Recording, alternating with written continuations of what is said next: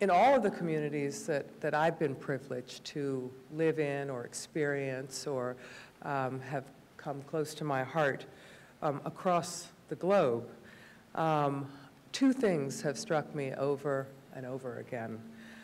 One is how fundamentally alike we are all in our needs, in our desires, in our dreams and aspirations. And the other is how women are the heart and soul of communities everywhere. And that gives them tremendous power. This power has long gone unrecognized, unappreciated in so many places, but is now coming to the fore, not only in families and neighborhoods, but in many nations across the globe. Many do not imagine that Arab women have much in common with their sisters in the West because of the damaging and stereotypical images that are so often portrayed in the media of Arab and Muslim culture. When I married King Hussein in 1978, reporters were constantly asking me how a progressive, well-educated American woman could go live in such a stifling, repressive culture. Those reporters did not know the Arab women I had already come to know in my work throughout the region before my marriage. The doctors, lawyers, professionals, entrepreneurs, many of whom became friends and advisors as I set my priorities for public life and public service. Too many in the Western world still equate the images and sound bites describing women under Taliban and other extremely restrictive and repressive regimes with the teachings of our faith and conditions throughout the Muslim world.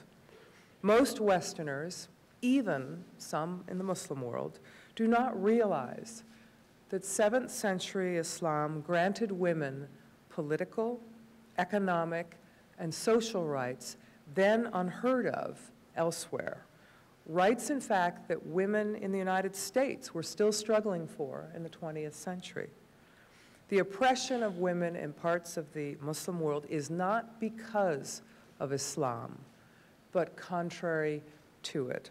In fact, in many cases, it's a return to pre-Islamic patterns of behavior. Millions of women in Muslim nations are highly educated, professional leaders, playing significant roles in the modernization and globalization of their societies. And this leadership begins where we are today, in our communities.